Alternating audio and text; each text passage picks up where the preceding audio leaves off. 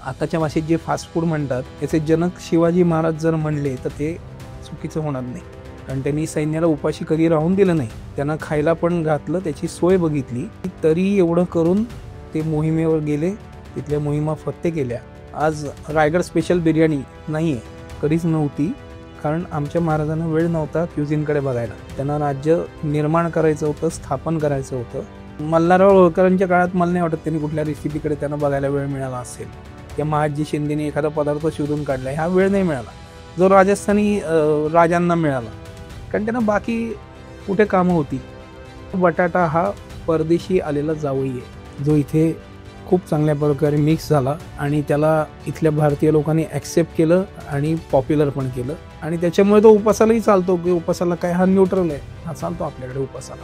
खरा पंजाबी माणूस जे घरात खातो ते खाणं आपल्याकडे नाही आहे. रेस्टॉरंट्समध्ये त्याचं जे संस्करण झालेलं आहे त्याला आपण पंजाबी ऑथेंटिक म्हणू शकत नाही. सचिन तेंडुलकर हा क्रिकेटचा देव आहे. जर त्यांनी फक्त सांगितलं की मला आळूचं फतफदं आवडतं, फणसाची भाजी आवडते, तर उत्सुकता म्हणून पण लाखो लोक ते खायला लागतील, त्यांना आवडेल आणि त्याचा प्रसार होईल. भारताचा 2000 वर्षाचा खाद्य इतिहास पाहिला तर भारताची नॅशनल डिश कोणती असेल?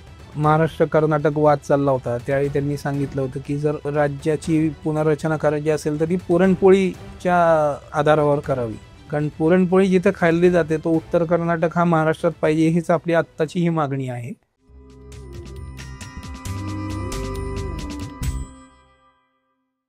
नमस्कार, मी विनायक पाचलक आणि थिंक बँकच्या थिंक लाईफमध्ये तुम्हा सगळ्यांचं पुन्हा एकदा अगदी मनापासून स्वागत. आपलं सगळं जगणं कशा भोवती फिरतं तर ते खाण्याभोवती फिरतं असं म्हणतात. खाण्यासाठी जगणं का जगण्यासाठी खाणं असाही प्रश्न येत राहतो, पण खाणं हा आपल्या जगण्याचा अविभाज्य भाग आहे. आणि आजची मुलाखत, आजच्या गप्पा या फक्त त्याच विषयावर आहेत, ते म्हणजे खाणं. आणि त्यासाठी एक अत्यंत भन्नाट व्यक्ती माझ्याबरोबर आहे, ज्यांना खरं तर आजच्या स्लँगमध्ये ओजी फूड ब्लॉगर म्हणावं असे 2015 पासून जे खाण्याविषयी लिहित आहेत. 2016 साली ज्यांनी महाराष्ट्रातला पहिला राज्यव्यापी मिसळ महोत्सव भरवला, त्याच्यानंतर पॅकेज फूड असेल, आत्ता ते रेस्टॉरंट चालवतात. आणि याच्या आधी मूळ इंजिनिअरिंगचे बॅकग्राऊंड, त्याच्यातून भारत भ्रमण आणि मूळ खाण्यावर प्रेम करणारा माणूस ते म्हणजे अंबर कर्वे. स्वागत आहे थिंक बँकवरती तुमचं. नमस्कार. आणि तुमचं आयुष्य भन्नाट आहे ते मला सुदैवानं माहीत आहे, त्याचा आनंदही आहे. पण लोकांसाठी जर का विचारायचं झालं तर पहिला प्रश्न हाच आहे की एवढं तुम्ही खाण्यावर लिहिलंय, खाण्याच्या इतिहासाबद्दल लिहिलंय, फास्ट फूडबद्दल पासून ते अगदी कित्येक हजारो वर्ष जुन्या खाण्यापर्यंत, खाद्य संस्कृती म्हणजे नक्की काय आणि भारतीय खाद्य संस्कृती म्हणजे काय? व्याख्या एका वाक्यात करता येणं थोडंसं अवघड आहे, पण आपण, माझा अभ्यास मूलतः भारतीय उपखंडात, आताच्या, पूर्वीचं जे ज्याला भारतवर्ष म्हणलं जायचं, इथल्या खाण्याविषयी आहे. आपण त्याच्याविषयी मुख्यत्वे बोलूया. भारतवर्षाचा आधी आपण किंचित आढावा घेऊ. भारतवर्ष हे आताच्या जावा, सुमात्रा, इंडोनेशिया या बेटांपासून, ज्याला ट्रॉपिकल कंट्रीज म्हणलं जातं, तिथपासनं अरबस्तानापर्यंतच्या आत्ताच्या बॉर्डरपर्यंत पूर्ण अफगाणिस्तान हा पूर्वीच्या भारतवर्षात येत होता, ज्याचे उल्लेख रामायण महाभारत काळापासून आहेत. इथलं खाणं इथल्या प्रदेशांच्या प्रत्येकांच्या हवामानानुसार बदलत गेलं. हा जो अख्खा टापू आहे याचा साधारण एक 3,500 ते 4,000 किलोमीटर्स एवढा एरिया अक्रॉस जातो, आणि भारत हा उभा आडवा पसरलेला आहे देश. तर भारतवर्षाचा अभ्यास केला तर या 3,500 किलोमीटरमध्ये जेवढी वेगवेगळ्या प्रकारची हवामान आहेत त्याप्रमाणे त्या त्या प्रदेशातलं खाणं वेगळं होतं. एक किंचित त्याच्या खूप आधी एक सुरुवात करू आपण. एक 75,000 वर्षापूर्वी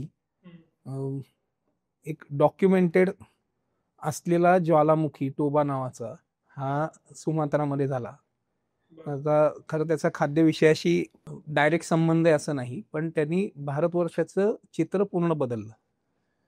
त्यावेळी जो सुमात्रामध्ये ज्वालामुखी झाला तो इतका मोठा होता की त्याच्यामुळे हिंदुकुश पर्वत, म्हणजे हिमालय आपण म्हणतो, तो हिमालयाच्या आसपासचा सगळा भाग अगदी आत्ताच्या MP महाराष्ट्रापर्यंत हा जळून खाक झाला होता. बर. तिथपासनं ती आत्ताच्या पश्चिम पंजाबच्या इथपर्यंत जवळपास हा भाग सगळा, किंवा पंजाब आपल्याकडचा पंजाब आत्ताचा पूर्व पंजाब म्हणतात त्याला, हा भाग सगळा बेचिराख झाला होता. आणि याच्यातनं जे काही वाचलं ती स्थलांतर होत गेली. त्या भीतीने लोक, जे आपल्याला इंडस व्हॅली सिव्हिलायझेशन म्हणतात, ती त्याची सुरुवात तिथून झाली, की लोक मायग्रेट झाली मोठ्या प्रमाणावर आणि ती एकत्र राहायला लागली. तोपर्यंत भारतवर्षाची लोकसंख्या काही हजारातच असेल, पण जी होती ती फक्त माणसं नाही, तिथली झाडं, पक्षी इथपासून सगळं बेचिराख झालं होतं. तर ही मनुष्य प्रजातीची नवीन सुरुवात झाल्यासारखी होती. आणि जे पुढे, ज्याच्यातनं पुढे मोहनजोदडो आणि हे घडलं, त्यालाही खूप वेळ जायला लागला आणि माणसं नदीच्या कडेला राहायला लागली आणि ती साऊथकडे सरकायला लागली, जी आत्ताचं नेपाळ वगैरे इथपासून सगळं बेचिराख झालेलं होतं. त्याच्यानंतर सुदैवाने तसा काय मोठा ज्वालामुखी भारतीय उपखंडात झाल्याची मोठी, असा एवढा मोठा काहीच झालं नाही, ज्याच्यामुळे आज आपण इथे सगळे जिवंत आहोत. तर त्याचा परिणाम असा झाला की लोक एकत्र राहायला लागली आणि कम्युनिटीमध्ये एकत्र येऊन खायला लागली. तर मुळातलं खाणं, जी जगलेली झाडं किंवा ही जी होती, कंदमुळं होती, ते मुळातलं भारतातलं खाणं झालं नॅचरली. आणि भारताची काय, किंवा मनुष्याची पहिली गरज आहे ही खाणं आहे. त्याच्यामुळे खाणं जे चालू झालं, ते जे अवेलेबल आहे त्याच्यातनं खाणं सुरू झालं. त्याच्यातनं फळं, कंदमुळं हे बेसिक अन्न. त्याच्यानंतर पुढे शिकार आली. काही कम्युनिटी शिकार करायला लागल्या, त्या मिश्राहारी झाल्या आणि खाण्याची सुरुवात आपण म्हणूया तर ती भारतीय उपखंडात अशी झाली. त्या ट्रॉपिकल कंट्रीज ज्या आहेत तिथे बाकीची जी लागवड होती झाडांची, तिथे तांदूळ मोठ्या प्रमाणात होते. नॉर्थ ईस्टमध्ये आपल्या मिरच्या आणि हे जास्त होतं, तर त्याचं प्रमाण, तिखटाचं प्रमाण तिथे वाढलं. मधला प्रदेश जो होता, की आपल्या आत्ताच्या बिहारपासून त्याला पुढे पंजाबपर्यंत आपण नेऊ शकतो, हा सगळा प्रदेश खूप सुपीक होता, तो अजूनही आहे. तिथलं खाणं हे मूलतः तांदूळ होतं, सातू होतं, की जे भारतीय उपखंडात ज्याची सुरुवात झाली अशी ही धान्य आहेत. MP आत्ताचा UP, दिल्ली, पंजाब हा सगळा प्रदेश खूपच सुपीक होता आणि इथली झाडं जी जगली, पर्वत राहिले, त्याच्या इथनं एक फ्लोरा आणि फॉना म्हणू आपण, त्याचा खूप मोठ्या प्रमाणात विकास झाला आणि इथं अनंत प्रकारची झाडांच्या लागवडी आपोआप झाल्या आणि त्याच्यातनं होणारी प्रक्रिया करून हळूहळू होत गेल्या. त्याच्यातनं होणारं प्रोड्यूस हे भारतीय उपखंडाचं खाणं झालं. ही तर आजच्या भाषेत खूपच अनादी सुरुवात झाली. भारताचा जो नोन इतिहास आहे गेल्या काही हजार वर्षांचा म्हणू, त्याच्यामध्ये विशेषतः रामायण महाभारत काल आहे, वेगवेगळ्या अवतारांचे काल आहेत, मग हिस्टॉरिक काल आहे. या सगळ्यामध्ये खाणं कसं बदलत गेलंय आणि ते कसं इव्हॉल्व्ह होत गेले. आपल्याकडे ऋग्वेद हा जो आहे, हा आद्य 4 वेदांमधला मानला जातो. ऋग्वेदांपासून खाण्याबद्दलचे किंवा त्यांच्या खाण्याच्या सवयी काय असाव्या, आपण त्याला गाईडलाईन्स म्हणू, ही वेदांमधनं आलेली आहे. आपल्याकडे दुर्दैवाने त्या वेदांवर काही नसलेले शिक्के बसले गेले. त्याची भाषा तेवढी संस्कृत असल्यामुळे त्याचा प्रसार तेवढा झाला नाही. पण ऋग्वेदानंतर जे वेद निघाले त्याच्यात सामवेदात खाण्याच्या रेसिपीज आहेत, हे सांगितलं तर आश्चर्य वाटेल. सामवेदांमधल्या रेसिपीजचा आधार घेऊन अनेक रेसिपीज पुढे त्याच्यावर होत गेल्या आणि जसं जसं इव्होल्युशन होत गेलं तसं तसं त्याच्यात बदल होऊन आपण ज्या रेसिपीज, जे व्यंजन म्हणतात हिंदीमध्ये, मराठीमध्ये, ती व्यंजनं तयार होत राहिली आणि त्याच्यात एक आपल्या भारतीय मानसिकतेची क्रिएटिव्हिटी, जी आपल्याला एक मोठी देणगी मिळालेली आहे, ती क्रिएटिव्हिटी त्यावेळी इतर काही व्यवधानं नसल्यामुळे स्वयंपाकात आली. सो आज जो भारतामधला काही पदार्थ परदेशी गेलं तर प्रसिद्ध आहे, तसं नव्हतं. भारताची आजही खाण्यातली वैविध्य प्रचंड मोठं आहे. जर एका प्रकारचं व्यंजन घेतलं तर तुम्ही ते किमान 5 वर्ष तरी दुसरं न घेता येण्यात की विविधता आपल्याकडे आहे. ही विविधता, त्याचं मूळ हे वेदांमध्ये आहे, सामवेदांमधल्या रेसिपीजमध्ये आहे. त्याचे प्रकार बदलत गेले, एवढंच. जसं आपल्याला जर त्या काळातनं हे करायचं असेल तर रामायण आणि हे पहिले लिखित ग्रंथ वेदांनंतरचे आपल्याकडे रामायण मानलं जातं. सो वाल्मिकी रामायण हे डॉक्युमेंट रामायणाचं हे आहे. आणि आता अनेक अभ्यासांनी सिद्ध झालंय की रामायण खरोखरच घडलेलं होतं, हे मिथ्या नव्हतं. तिथेही खाण्याचे उल्लेख आहेत. पुढे महाभारताचा काळ आहे, त्याच्यानंतर नळराजा आहे. नळराजांनी पहिली डॉक्युमेंट करून ठेवायला सुरुवात केली त्याची.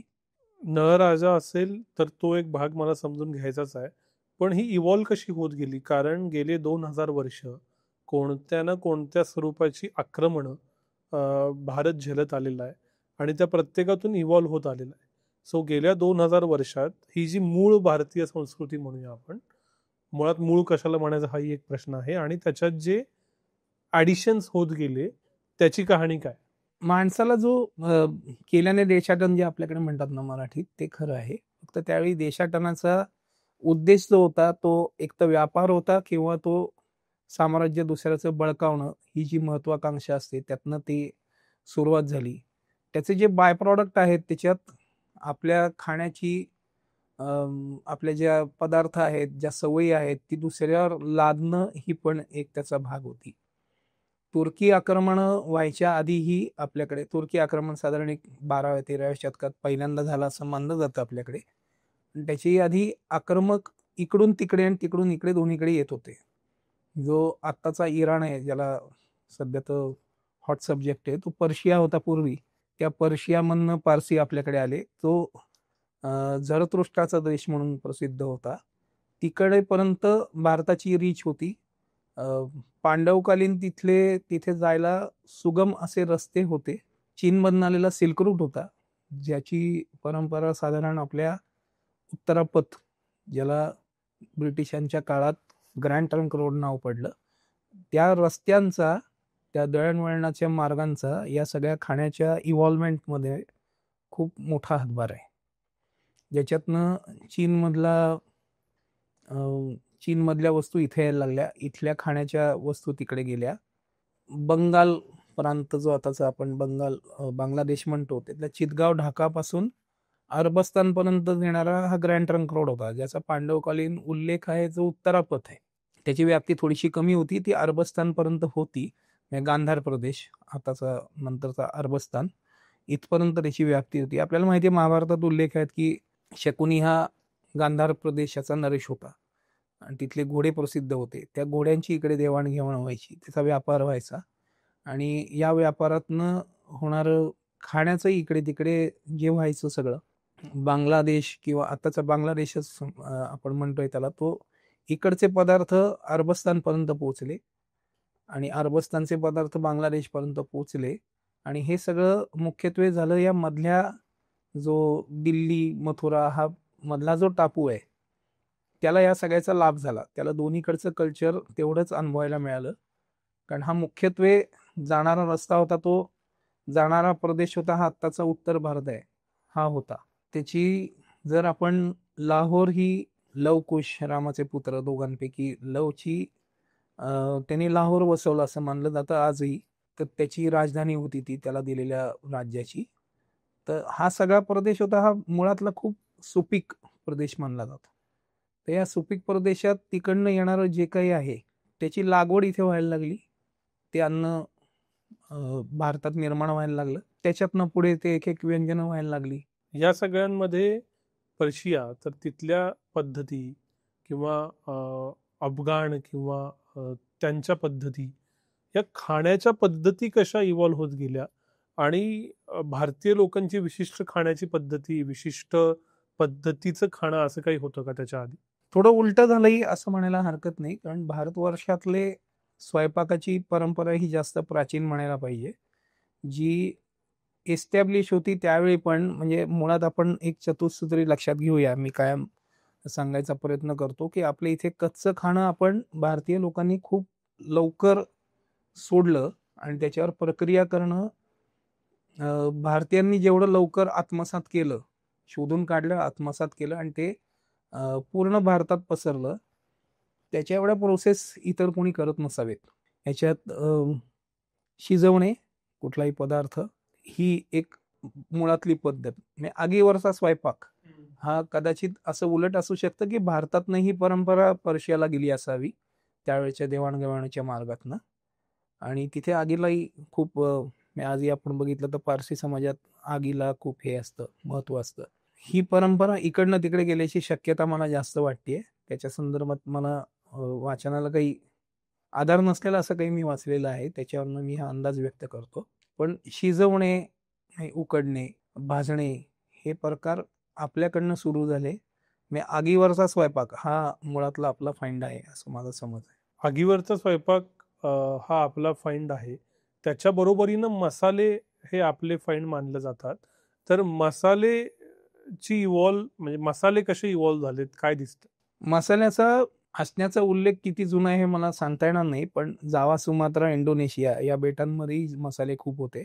जसं मध्ये म्हणलं की आपल्याकडचा दक्षिण भारत हा टोबामधनं वाचला होता आणि तिथे पूर्ण दक्षिण भारतात मसाल्यांची लागवड खूप मोठ्या प्रमाणात होती. पण त्याचा वापर जो आहे, त्याचा उल्लेख, त्याला मसाले आपण ज्याला म्हणतो किंवा जनरली आपल्या प्रत्येक घरात खडा मसाला वापरला जातो. हा खडा मसाला वापरायची सुरुवात नळराजांनी केली. जो नळराजाचा इतिहास आहे तो महाभारताच्या नंतरचा आहे.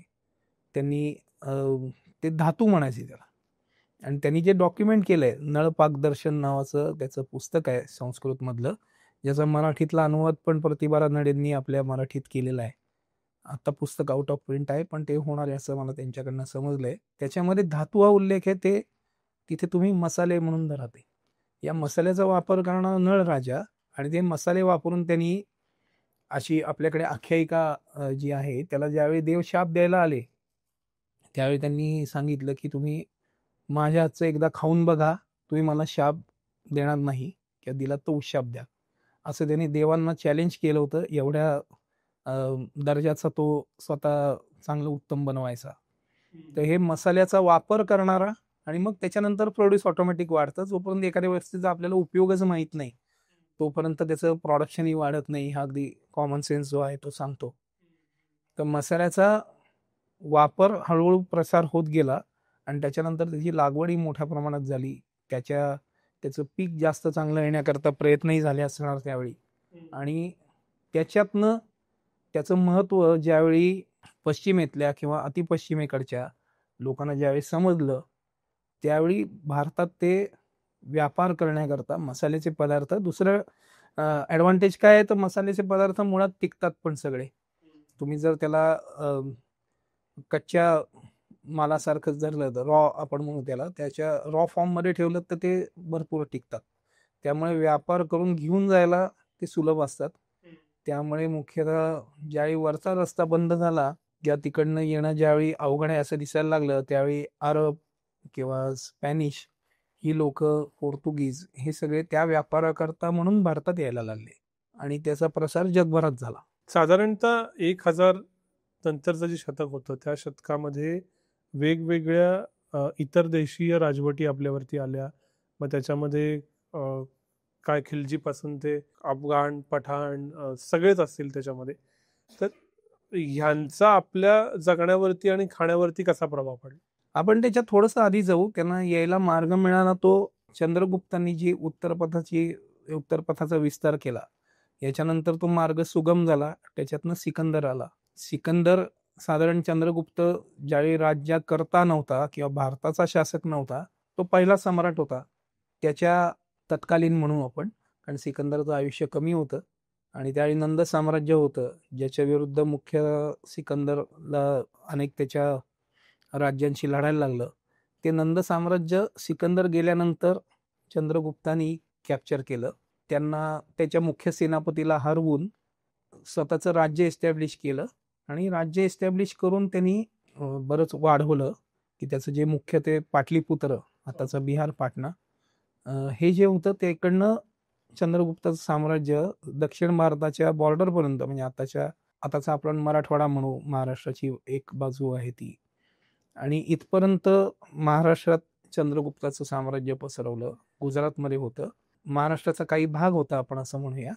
इथपर्यंत एक साम्राज्य झालं की तो त्यांचे जे सैनिक किंवा त्यांचे ऍडमिनिस्ट्रेशन मधली लोक आहे जी इकडनं तिकडनं जातात, परत ते त्यांच्या खाण्याच्या सवयी घेऊन जातात आणि त्यांची एक्सचेंज जी व्हायला लागली, त्याच्यातनं रोटी बेटी व्यवहार जे व्हायला लागले, त्याच्यातनं हे फूड कल्चर पण ऑटोमॅटिकली वाढत गेलं.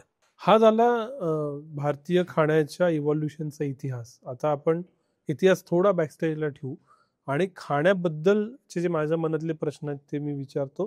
त्यातला पहिला प्रश्न असा की भारतीय खाणं म्हणल्यानंतर नक्की काय ओळख डोळ्यासमोर येते की हे म्हणजे भारतीय खाणं? भारतात एवढं वैविध्य आहे ना, मगाशी म्हणाला तसं, की भारताची आजची ओळख फारच अपुरी आहे भारतीय खाण्याची, असं आपण समजू. कारण आपण तेवढे ॲडॉप्टिव्ह आहोत की आपण इतरांचं खाणं पण लवकर आत्मसात करतो. हा जसा एक गुण आहे तसाच एक दोष पण आपल्या बाबतीत तोच झाला आहे असं म्हणूया. आपण आपलं खाणं पोचवू नाही शकलो. मराठी लोकांबद्दल तर नंतर बोलू. अगदी भारतीय पदार्थ पण जे बाहेर जातात, भारताची ओळख आहे चिकन टिक्का, बटर चिकन किंवा गुजराती काही पदार्थ, उंधियो पण नाही, पण ढोकळा वगैरे असे काही पदार्थ, ही भारताची ओळख आहे. किंवा आलू टिक्की. आता याच्यातलं जर म्हणायला गेलं तर भारतातलं काहीच नाही मुळातलं. की बटर चिकन, त्यातलं चिकन जे आहे ते, कोंबडी ही मुळात भारतात इंग्रजांनी एस्टॅब्लिश केली. किंवा ही जी त्याच्यातनं पुढे प्रोसेसची फाळणीच्या वेळी झाली, त्याच्यातनं बटर चिकन 47च्या नंतरचं आहे. या ढोकळा आपल्याकडे त्याला गुजराती लोकांच्यात परंपरा आहे, पण त्याचं बेसन जे आहे ती पद्धत आपल्याकडे नंतर आलेली आहे. तर मुळातलं भारतीय खाणं भारताचं बाहेर पोचलं नाही तेवढ्या प्रमाणात, जेवढ्या प्रमाणात फूड ॲग्रेसिव्हली जे आलं, ही फूडचं आक्रमण म्हणू आपण त्याला, हे पण पश्चिमेकडनंच झालंय आपल्याकडे. आणि ते इथे लवकर एस्टॅब्लिश झाले. आपण थोड्या तुलनेने बाहेर नाही पडलो. त्याच्यावर येतो मी. पण समजा मी तुम्हाला असा एक हायपोथेटिकल प्रश्न विचारला की भारताचा 2000 वर्षाचा खाद्य इतिहास पाहिला तर भारताची नॅशनल डिश कोणती असेल? खिचडी, मिलेट्सची खिचडी. मिलेट्सची आपल्याकडे परंपरा, हे भारतातनंच मिलेट्स सगळी बाहेर गेलेली आहेत. गहू आपल्याकडचा नाही, पण मिलेट्सची ज्वारी, बाजरी आहे, नाचणी आहे, किंवा आता अस्तंगत झालेली अनेक धान्य आहेत जी मिलेट वर्गात मोडतात. आता मागचं वर्ष भारताचं मिलेट इयर म्हणून घोषित केलं होतं केंद्र सरकारने. असे उपक्रम आपल्याकडे आधीही व्हायला पाहिजे होते, पण मिलेट्सचे वाणं जी आहेत ती आपल्याकडे खूप अस्तंगत होत गेली. जे आपल्याकडे रोडगे होते, किंवा गुजरातमध्ये गेलात तर रोटला होता, हे प्रकार आपल्याकडे जे होते ते सगळे मिलेटमधनं आलेले होते. भारताची खरी खाद्य याच्यातली ओळख द्यायची तर मिलेट्स आणि त्याचे पदार्थ. त्यातला खिचडी मी एवढ्या करता म्हणतो की खिचडी हा प्रकार पूर्ण भारतात, निदान काही वेगवेगळ्या नावाने का होईना, पण हजर आहे. दक्षिण भारतात घ्या, उत्तर भारतात घ्या, पश्चिम भारतात घ्या, किंवा पूर्व बाजूला घ्या, खिचडी कुठल्या ना कुठल्या तरी स्वरूपात खाल्ली जाते. It is one dish meal, त्यामुळे कन्व्हिनियन्स पण त्याला तेवढाच आहे.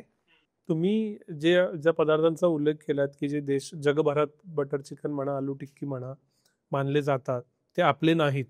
तर ह्याची सुरुवात मला मग असं सुचतं की बटाटा कुठं आपला आहे? आणि तो आत्ता भारतीय संस्कृतीचा तर भाग आहेच, पण भारतीय धार्मिक परंपरेचाही भाग आहे. आपल्याकडे उपवासाला बटाटा चालतो.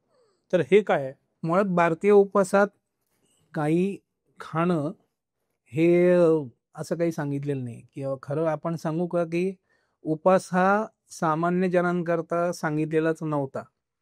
जे माझं वाचन आहे त्याच्यातनं सांगतो. हे सगळे गेले 200 वर्षातले, 300 वर्षातले हे आहेत. योगी पुरुष जे होते, संन्यासी होते, या विरक्त झालेली माणसं होती, त्यांना फक्त जगण्याकरता खावं असं ज्यांच्याकडनं अपेक्षा असते, की जगण्यापुरतंच खावं, जगण्याकरताही म्हणण्यापेक्षा जगण्यापुरतंच माफक खावं. तर त्याच्यात गाईचं दूध आहे, भरपूर पाणी आहे, आणि जर खूप भूक लागली असेल आणि सॉलिड फूडची गरज असेल तर इथे होणारी फळं आहेत. हे मुख्य उपासाला आहे. साबुदाणा पण तुम्ही जसं म्हणलात तसं साबुदाणा पण खरं इथला नाही. शेंगदाणा इथला आहे, पण बटाटा आणि याचा जो एक संयोग करून आपल्याकडे जे अनेक पदार्थ आज आमच्याही रेस्टॉरंटमध्ये त्यातले भरपूर पदार्थ असतात. एकंदर आपल्या सगळ्यांच्या खाण्यात साबुदाणा आहे, आणि बटाटा तर वर्ज्य करूच शकत नाही. हे जे प्रकार आहेत हे आपल्याकडे उपासाला चालणारच नव्हते. मला याच्यात एक उदाहरण परवानगी असेल तर देतो, ज्याचा खाण्याशी संबंध नाही. आता आपल्याकडे जाती व्यवस्था एवढी जुनी आहे, आणि काही जातींमध्ये एखादी सबकास्ट मधला जावई किंवा सून चालत नाही. पण घरातला मुलगा मुलगी कोणतरी परदेशात गेले आणि एखादा गोरा नवरा किंवा बायको करून आणली, तर त्याला विरोध नाही होत आपल्याकडे. तोही आपल्या जातीतला काही धर्मातलाही नसतो. But they are well accepted here. Warad निघाले लंडनला मध्ये ऑर्थोडॉक्स फॅमिली, जी लक्ष्मणराव देशपांडेंनी अफलातून पेशकश केली आहे, त्याच्यात पण हेच दाखवलंय. ते अगदी साधं उदाहरण म्हणून आपण घेऊ. तसा बटाटा हा परदेशी आलेला जावई आहे, जो इथे खूप चांगल्या प्रकारे मिक्स झाला आणि त्याला इथल्या भारतीय लोकांनी ॲक्सेप्ट केलं आणि पॉप्युलर पण केलं. आणि त्याच्यामुळे तो उपासालाही चालतो, की उपासाला काय हा न्यूट्रल आहे, हा चालतो आपल्याकडे उपासाला. आणि त्याला स्वतःची चव नसते मुळात. तो ज्याच्यात घालू, तुम्ही जसे मसाले लावाल तसा बटाटा बदलतो, आपल्याला माहिती आहे. बटाट्याला मुळात काही चव नाही. त्याला तुम्ही नुसतं मीठ लावून खा, त्याची चव येते. त्याला तुम्ही तिखट मीठ लावून खा, त्याची अजून चव येते. तुम्ही त्याच्यात खडा मसाला घालून तुम्ही रस्सा भाजी करा, तर त्याची चव वाढते. हे जे प्रकार बटाट्यावर ही जी प्रोसेस करता येते, त्याची मुळातली काही चव नसल्यामुळे ती इतर हार्डली काही पदार्थात असते. आता आपल्याकडे जी कंदमुळं होती किंवा रताळा आपल्याकडचं आहे, तर रताळ्याची स्वतःची एक गोडसर चव आहे. तुम्ही त्याला तिखट पदार्थात नाही घालू शकत. तसं बटाट्याचं नाही आहे. बटाट्याला तुम्ही आज लोक नॉनव्हेज बिर्याणीमध्येही बटाटा घालतात. बटाट्याची फक्त भाजी होते. तुम्ही बटाट्याबरोबर कुठल्याही भाजीचं कॉम्बिनेशन करू शकता. हा जो त्याचा एक गुणधर्म आहे ना, त्यामुळे बटाटा आपल्याकडे उपासालाही चालतो, असं माझं मत आहे. तुम्ही बिर्याणीचा उल्लेख केला. बटाटावरून जितकी चर्चा होत नाही, त्याच्या कित्येक पट चर्चा बिर्याणीवरून होती. आजच्या फास्ट फूडच्या जगात त्याच्यावर मी येईन. झोमॅटो, स्विगीच्या जगात बिर्याणी ही नॅशनल डिश म्हणून डिक्लेअर करावी अशी चर्चा होती. मग आता मी व्हेज खातो, तर व्हेज बिर्याणी ही बिर्याणीच नाही अशी चर्चा होती. तर जसं बटाट्याचं सांगितलं, तसं बिर्याणीचं नक्की काय आहे तेही सांगा. बिर्याणी आपल्याकडची नाही मुळातली, ही पण बाहेरच्या आक्रमणामधून आलेली बिर्याणी आहे. आणि बिर्याणीचं बेसिकली आणि याच्यात नॅचरली फार मसालेही नसायचे. जे मोजके अवेलेबल मसाले असायचे ते ही तुर्की आक्रमणानंतरच आलेली आहे बिर्याणी. आणि नंतर ती प्रत्येक प्रांताने अशी आपल्या आपल्या प्रकारे ॲक्सेप्ट केली. जी अरबस्थानातनं जी आक्रमणं आपल्या दक्षिण भारतात झाली समुद्रमार्गे, ते लोक आले. त्यांनी मोपला बिर्याणी पण साऊथला गेलात तर ती प्रसिद्ध आहे. त्याच्यात इतर प्राण्यांचीही काही वापर केला जातो त्या बिर्याणीमध्ये. हैदराबादची बिर्याणी एक वेगळी आहे. लखनवी अवधी जी आहे ती वेगळी आहे. दिल्ली बाजूला जी बिर्याणी मिळते ती वेगळी आहे. महाराष्ट्रात तर त्याच्यावर आपण रस्सा वगैरे आपल्याकडे सर्व केला जातो. तिखट रस्सा हा दिला जातो. म्हणजे हे प्रत्येक प्रांताने ती बिर्याणी आपापल्या पद्धतीने मोल्ड करून घेतली.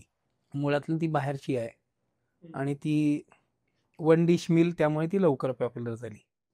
सो आपण इतिहासाविषयी बोलत होतो, त्यातला अर्वाचीन इतिहास बघितला की अगदी आपण छत्रपती शिवाजी महाराजांपासून सुरुवात करू. तेव्हाचा कालावधी, तिथून पुढे पेशवाई महाराष्ट्राच्या कॉन्टेक्स्टमध्ये, नंतर त्यांनी देशावरती राज्य केलं, त्याच्यानंतर इंग्रज, आणि आत्ता गेला पोस्ट इंडिपेंडन्स 75 वर्षाचा काळ. या 300-350 वर्षात खाणं कसं बदललं?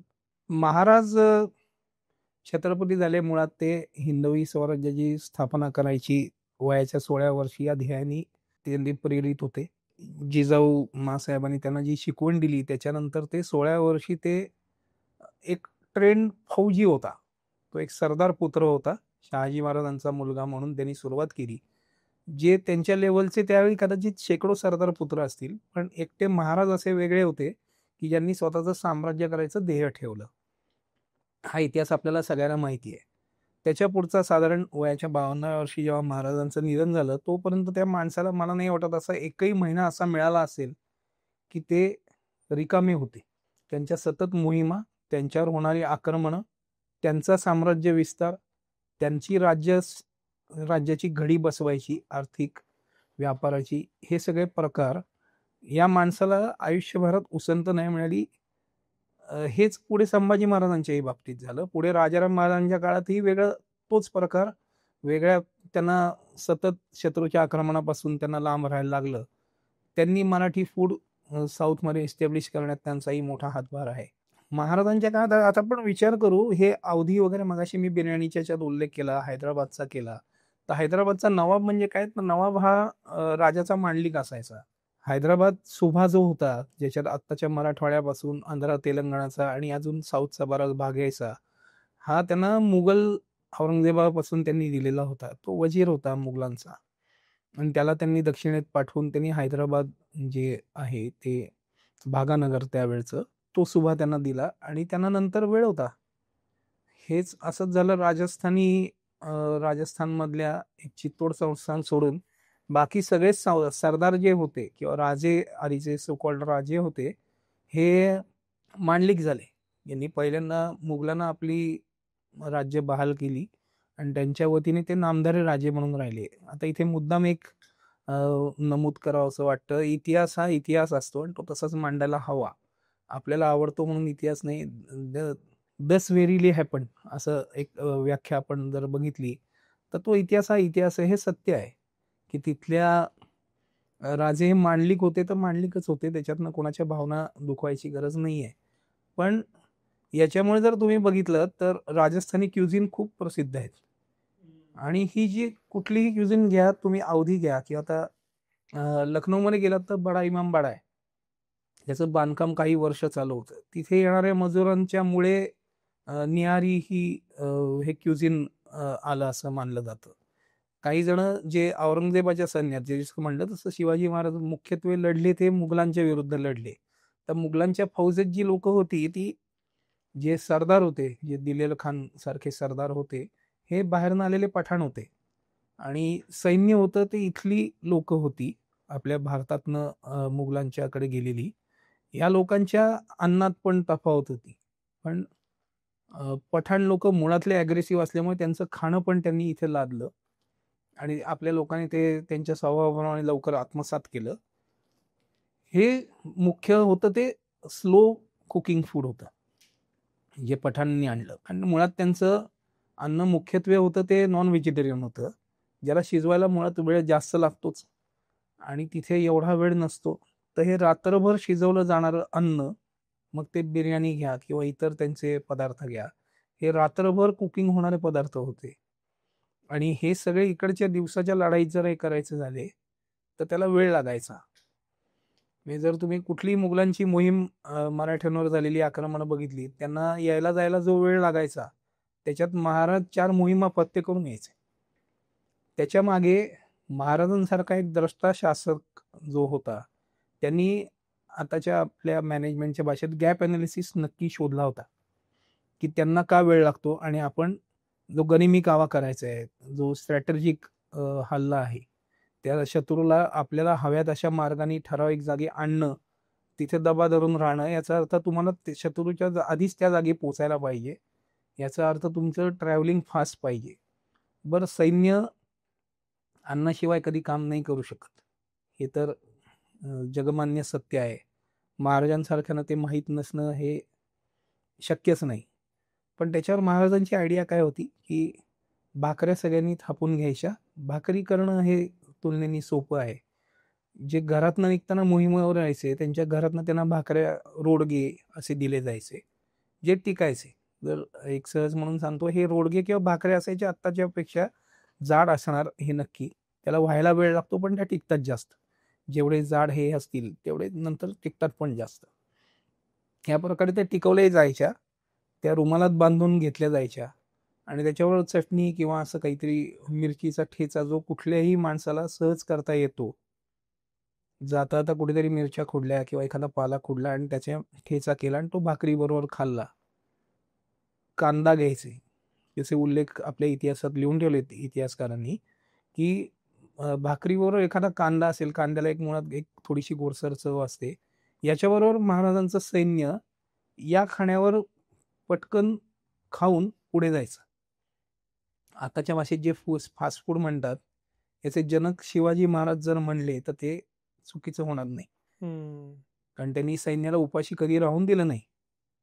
त्यांना खायला पण घातलं, त्याची सोय बघितली आणि तरी एवढं करून ते मोहिमेवर गेले, तिथल्या मोहिमा फत्ते केल्या आणि मुघलांच्या तुलनेत अत्यंत लवकर हे सगळं काम करून ते परत यायचे. हे फारच भारी आहे. यातनं असं दिसतं का की जिथं राजकीय सत्ता आणि निवांतपणा होता तिथं खाणी अधिक डेव्हलप झाली. राजस्थानात झाली, हैदराबादेत झाली, साऊथ इंडियात झाली. त्या मनानं महाराष्ट्र सतत मोहिमा करत राहिल्यामुळं इथं तितकं खाद्य कल्चर डेव्हलप झालं नाही. हे फास्ट फूड, झुणका भाकरी, कांदा भाकरी हा भाग वगळता असं काही झालं का? तसंच अगदी योग्य आहे. हे आपण म्हणू, हे राजेशाही खाणं प्रसिद्ध झालं नाही असं म्हणू आपण. आपले जे राजे होते ते पण सामान्य लोकांचं जेवण जेवायचे. त्यांच्याकरता काही वेगळं जेवायची पद्धत महाराजांच्या काळात नव्हती. सामान्य लोक जी होती, कोंड्याचा मांडा करणारी माणसं होती. त्यामुळे जर आपल्याकडे बघितलं, आजही जर तुम्ही बघितलं, तर एखादं केळ्यासारखं एखादं फळ घ्या, त्याच्या सालापर्यंतची भाजी करता येते, चटण्या करतात. पडवळाच्या किंवा दोडक्याच्या सालाच्या आपल्याकडे चटण्या होतात. ही सामान्य लोकांची कोंड्याचा मांडा करण्याची पद्धत होती. ते खाणं जे थोडंसं कष्ट देणारं होतं, हे करायला प्रसिद्ध व्हायला वेळच लागतो. पण ही जी त्याच्यातनं आपल्याकडे निरनिराळी व्यंजन तयार झाली, ही व्हरायटी माझ्या माहितीत तरी जिथे जिथे ज्या प्रदेशात मी फिरलोय, तिथे एवढी व्हरायटी कुठल्याही एका प्रदेशात दिसत नाही. पण आज रायगड स्पेशल बिर्याणी नाहीये किंवा नसते, कधीच नव्हती. कारण आमच्या महाराजांना वेळ नव्हता क्युझिनकडे बघायला. त्यांना राज्य निर्माण करायचं होतं, स्थापन करायचं होतं. त्यांनी फास्ट फूड त्यांच्या नकळत आजचं आपण जे फास्ट फूड म्हणतो ते त्यांच्याकडनं निर्माण झालं.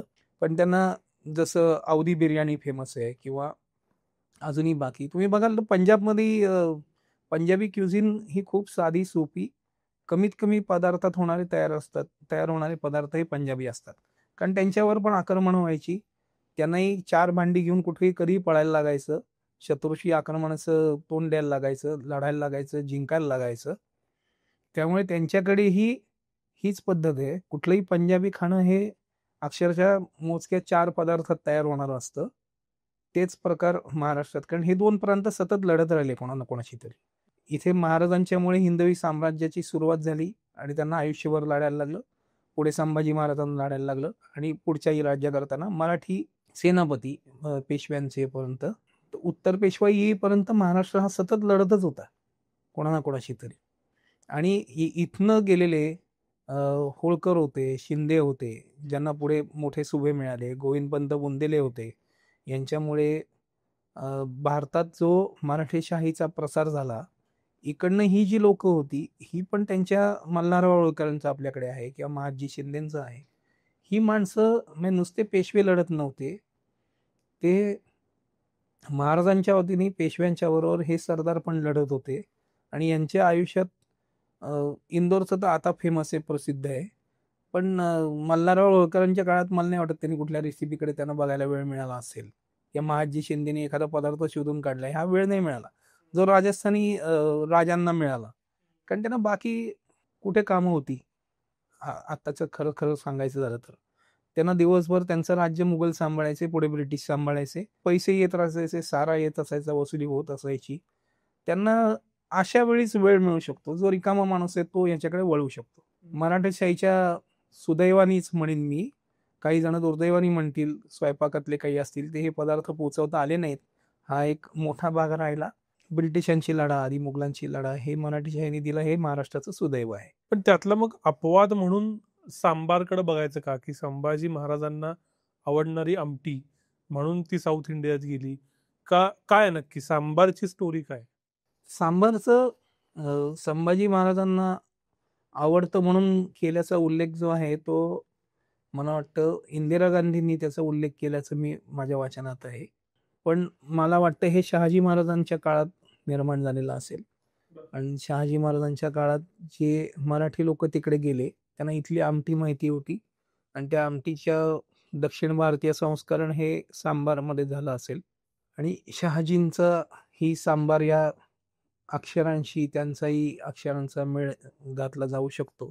ते माझं तरी समज असा आहे की हे शहाजी महाराजांच्या, संभाजी महाराजांच्या आधी किमान एक 50 वर्ष तरी, 40 ते 50 वर्ष सांबार तिकडे एस्टॅब्लिश झालं असावं, असा माझा कयास आहे. आपण आत्ताच्या कालावधीत येऊ. लॉंग जम्प होतोय थोडासा, पण कदाचित पुढं पाठीमागं जाऊ, की आत्ता पंजाबी पदार्थ जसा तुम्ही उल्लेख केला हे देशभरात आहेत. तुम्हाला अगदी कन्याकुमारीमध्ये सुद्धा एकतरी पंजाबी हॉटेल मिळेल आणि उत्तर भारतात तर मिळेलच मिळेल. अगदी आपल्या पुण्यातही इथून तुमच्या रेस्टॉरंटपर्यंत जाईपर्यंत निदान 10 पंजाबी हॉटेल आहेत. इतकं पंजाबी खाणं कसं काय देशभर पसरलं? पंजाबी पदार्थ पोचले म्हणून आपण नावं पोचली असं खरं संयुक्तिक होईल. कारण खरा पंजाबी माणूस जे घरात खातो ते खाणं आपल्याकडे नाहीये. आपल्याकडे फार क्वचित ते दिसतं. निदान जेवढा मी फिरलोय त्या ह्याच्यातनं पंजाबी घरातले पदार्थ जे आहेत ते प्रत्यक्षात होतात वेगळे आणि रेस्टॉरंट्समध्ये त्याचं जे संस्करण झालेलं आहे आणि आपल्याकडे मुख्यत्वे उडपी लोकांनी रेस्टॉरंट इंडस्ट्री खूप चांगल्या प्रकारे चालवली. त्यांनी जो पंजाबी पदार्थ केला त्याला आपण पंजाबी ऑथेंटिक म्हणू शकत नाही असं माझं मत आहे. पंजाबी नावं जरूर आहेत ती. पंजाबमध्ये अजूनही काही ठिकाणी इंटेरियर पंजाबमध्ये गेलात तर त्याचे दाखले आधी वाचायला किंवा तुम्हाला व्हिडिओमध्ये बघायला मिळतील. सांजा चुला असायचा. तर सांजा चुला हे कम्युनिटी किचन आहे आजच्या भाषेत, ज्याला पूर्वापार पंजाबमधलं नाव सांजा चुला आहे. जिथे एकत्र येऊन रोटी तयार करणं हा प्रकार सांजा चुलामध्ये असायचा. एखाद्या आळी किंवा एखादी गल्ली आपण म्हणू, एक मोहल्ला, अशा त्या ह्याच्यातल्या सगळ्या बायका एकत्र यायच्या आणि सकाळी पुरुष जे शेती हा मुख्य व्यवसाय पंजाबचाही आहे. तर हे ज्यावेळी शेतावर जायचे पुरुष लोक, त्यावेळी या बायका एकत्र येऊन एका चुलीवर, ही चूल चांगल्यापैकी आपण त्याचा आकार जर हे करायचा असेल तर आपल्याकडे विहिरीचा आकार धरू, तेवढ्या मोठ्या आकाराची चूल, त्याच्यावर 8 ते 10 बायका किंवा त्याच्यातल्या बऱ्याच बायका येऊन तिथल्या सरपण जे आणलेलं असायचं त्याच्यावर आपल्या घरातनं कणिक आणून ते आपापल्या पद्धतीने तिथे तवे आणि हे आणून तिथे तवेही असतात तिथे मोठे, त्या ह्याच्यावर त्या कम्युनिटी किचनमध्ये त्या रोट्या भाजायच्या. त्यानिमित्ताने त्यांच्या आपापसात गप्पा व्हायच्या. आणि पंजाब हा माझ्यामध्ये खूप स्त्री स्वातंत्र्याच्या दृष्टीने खूप लिबरल राहिला आहे पहिल्यापासून. त्यामुळे त्यांना जो बायकांना अदरवाईज वेळ मिळत नाही तो या कम्युनिटी किचनच्या निमित्ताने दिला जायचा. तिथनं इन्फॉर्मेशन शेअरिंग व्हायचं आणि हे जे प्रकार व्हायचे त्यांच्या भाज्या जर बघितल्यात तर तुम्हाला म्हणलं तसं एक मोजके 4 पदार्थामध्ये पंजाबी पदार्थ होतो. पंजाबी भाज्या होतात. कुठलीही रसोई जे म्हणतात ती रसोई त्यांची अक्षरशः मोजक्या 4 ते 5 पदार्थात होते. कारण पुन्हा म्हणलं तसं हे दोन्ही प्रांत आपले लढणारे प्रांत होते. त्याच्यामुळे ही सुलभता जी आहे की पटकन जेवायचं आणि पुढे जायचं, कामाला लागायचं, ही सुलभता याच्याकरता ती स्वयंपाकातनं ती गरजेतनं आलेली आहे. आणि जिथे वेळ होता तिथे हे पदार्थ आपल्याकडे होतच राहिले, ते सामान्य लोकांच्यात होत राहिले. दुर्दैवाने असं झालं, पंजाबी लोक जी मायग्रेट नंतर होत राहिली, स्पेशली स्वातंत्र्यानंतर जे पश्चिम पंजाबमधनं जी लोक मुंबईत आली, ती काही सिनेसृष्टीत आली, काही इतर व्यवसाय केले आणि मोठे झाले. ही जी माणसं मुख्यतः मुंबई हे औद्योगिक केंद्र असल्यामुळे मुंबई आणि मुंबईच्या आसपास महाराष्ट्रात आले. हे आपले पदार्थ घेऊन आले आणि त्यांनी इथले पदार्थ ॲक्सेप्ट करण्याच्याही पेक्षा स्वतःचं खाणं खायला प्राधान्य दिलं. मराठी माणूस हा मुळात बाहेर फार कमी पडला आणि जिथे पडला त्यांनी तिथलं खाणं ॲक्सेप्ट केलं. जर आपण उत्तरेत गेलेले मराठी म्हणू आपण, यांच्या जर खाण्याच्या सवयी बघितल्या तर त्यांच्याकडे मराठी पदार्थ टिकवून धरण्याचं प्रमाण तुलनेने फार कमी आहे. जे विशेषतः उत्तर आणि दक्षिण भारतीय लोकांनी जे आत्मसात केलं नाही ते इथलं खाणं, ते इथल्या समाजात मिक्स झाले, पण त्यांनी खाणं आपलं कायम ठेवलं. जी एक कम्युनिटी म्हणून मला खरंच एक कौतुकास्पद गोष्ट वाटते. आणि दुर्दैव असं वाटतं की मराठी पदार्थ बाहेर घेऊन न जाण्याचं कारण आपल्या सेलिब्रिटीजनाही दोष द्यायला लागेल. कारण एक तुमच्या माझ्यासारखा एखादा माणूस खातो म्हणून त्याचं कौतुक कधी होत नाही. पण उदाहरण म्हणून आपण सचिन तेंडुलकरांचं उदाहरण घेऊ. सचिन तेंडुलकर हा क्रिकेटचा देव आहे. जर त्यांनी फक्त सांगितलं की मला आळूचं फतफदं आवडतं, तर फणसाची भाजी आवडते, असं जर एखाद्या पदार्थाचं, मराठी पदार्थांचं, अस्सल मराठी पदार्थांचं जर नाव घेतलं तर उत्सुकता म्हणून पण लाखो लोक ते खायला लागतील, त्यांना आवडेल आणि त्याचा प्रसार होईल. हे अशा अनेक मराठी कलाकारांच्या बाबतीत पण मी तेच म्हणेन की यांनाही हे एंडोर्स यांनी केले पाहिजेत. एक सामाजिक भान म्हणून मराठी पदार्थ बाहेर आपल्याकडच्या कुठल्याही व्यवसायातल्या लोकांनी, मला फक्त या स्पोर्ट्समन किंवा कलाकारांकडे निर्देश नाही करायचा, ह्या कुठल्याही व्यवसायातल्या लोकांनी जे मोठे आहेत यांनी मराठी पदार्थ आग्रहाने नेले पाहिजेत, बाहेर मागितले पाहिजेत, तरच याचा प्रसार बाहेर होईल. आणि आलू टिक्की, चिकन टिक्का किंवा ढोकळा याच्या बाहेर भारतीय पदार्थांच्यात मराठी पदार्थ पण आहेत, हा डंका मराठी लोकांचाही बाहेर वाजेल त्या निमित्ताने. आपण भारताच्या नॅशनल डिश बद्दल बोललो आणि ती तुम्ही मिलेट खिचडी असं सांगितलं. महाराष्ट्राचा इतिहास पाहिला आपण तर महाराष्ट्राची स्टेट डिश, राज्य खाद्य काय असलं पाहिजे? राज्य खाद्य एक सांगणं अवघड आहे, कारण भारतात जशी विविधता आहे त्याच आपण त्याला आपल्या इंजिनिअरिंगच्या भाषेत प्रोटोटाईप म्हणतो. तो महाराष्ट्र हा देशाचा एक छोटा प्रोटोटाईप आहे. मुख्यतः 6 प्रांत आहेत महाराष्ट्राच्या राज्यातला विचार केला तर. एक पश्चिम महाराष्ट्र जिथे आपण राहतो, कोल्हापूरकडचं दक्षिण महाराष्ट्र आहे, कोकण आहे, मराठवाडा आहे, विदर्भ आहे, उत्तर महाराष्ट्र आहे. हे जे ढोबळमानाने बघायला गेलो तर 6 प्रांत एका महाराष्ट्रात आहेत. इथली 6ही ठिकाणची हवामानं पूर्ण वेगळी आहेत. इथलं उत्पादित होणारं धान्य वेगळं आहे, इथलं वातावरण वेगळं आहे, त्यामुळे इथल्या सवयी पण वेगळ्या आहेत. त्यामुळे फक्त महाराष्ट्रापुरतं एक पदार्थ ठरवणं थोडंसं अवघड आहे. पण टॉप 5 पदार्थ मी विचारले तर याच्यात पहिला तर भाकरी यायला पाहिजे, कारण भाकरी हा 100% भारतीय, मराठी पण त्याच्यात आहेतच. भाकरी आहे, पिठलं आहे. पु ल देशपांडेंनी मागे लिहून ठेवलेलं आहे बघ, म्हणजे ते ज्यावेळी महाराष्ट्र कर्नाटक वाद चालला होता त्यावेळी त्यांनी सांगितलं होतं की जर राज्याची पुनर्रचना करायची असेल तर ती पुरणपोळीच्या आधारावर करावी, कारण पुरणपोळी जिथे खाल्ली जाते तो उत्तर कर्नाटक हा महाराष्ट्रात पाहिजे, हीच आपली आत्ताची ही मागणी आहे. पुरणपोळीच्या आधारावर इथे पुरणपोळी आणि पुढे मग कडबूचं हे सगळं वेगळं होऊन जातं. तो कर्नाटकमध्ये घ्यावा आणि पुरणपोळी इकडे घ्यावी, असं पुलंनी ते डिफरन्शिएट करून ठेवलंय त्याच्यामध्ये. पुरणपोळी आपल्याकडे प्रत्येक कम्युनिटीमध्ये केली जाते, वेगवेगळ्या प्रकारे केली जाते, पण केली नक्की जाते. ही पुरणपोळी या पहिल्या जर 5 पदार्थ आपण घ्यायचे असतील तर घ्यावी लागेल. वडा बिंग पॉप्युलर, पण आपल्याकडे फक्त बटाटा वडा जो आहे हा वडा नाही, आपल्याकडे अनेक प्रकारचे वडे तयार करता येतात, केले जायचे. आता त्याचं प्रमाण खूप कमी झालं, पण वडापाव हा आताचे अख्ख्या महाराष्ट्राची ओळख झालेली आहे. हा वडापाव त्याच्यात येईल. साबुदाणा खिचडी जी महाराष्ट्रातच होते आणि महाराष्ट्रातनं मध्य प्रांतात गेलेल्या लोकांनी इंदोरमध्ये ती केली, पण महाराष्ट्रासारखी साबुदाणा खिचडी दुसरीकडे होत नाही, त्यामुळे ती एक ठळक ओळख आहे महाराष्ट्राची. मराठी पद्धतीची आमटी ही एक मराठी प्रांताची या खाण्यातली एक मुख्य ओळख सांगितली पाहिजे. ती परत म्हणलं तसं की पुरणपोळी जशी प्रत्येक कम्युनिटीमध्ये वेगळी होते, एक साधी आमटी त्याचं महाराष्ट्रात किमान एक माझ्या अंदाजाने 200 प्रकारचे तरी आमट्या आपल्याकडे वेगवेगळ्या होतात. त्यात जर वेगवेगळ्या डाळी वापरून करायचं ठरवल्या तर ते परमिटेशन कॉम्बिनेशन कित्येक पट जास्त जातील. आमटी महाराष्ट्राची मुख्य ओळख, एक मुख्य पदार्थांची ओळख असायला हरकत नाही.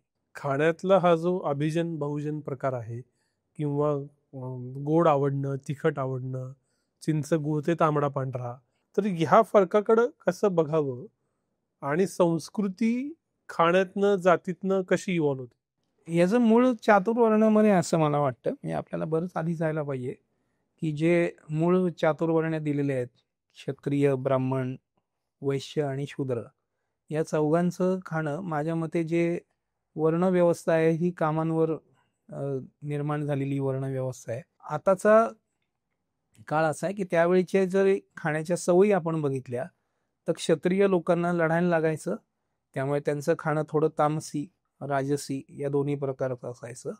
ब्राह्मण वर्ग जो होता, जो पौरोहित्य किंवा देवाच्या रिलेटेड कामं किंवा फार कुठल्याच प्रकारचं युद्ध किंवा हे न करण्याची कामं त्यांच्याकडे असायची. यांना सात्विक खाणं हे त्यांच्या वृत्तीला, त्यांच्या कामाला, कर्माला शोभेल असं होतं.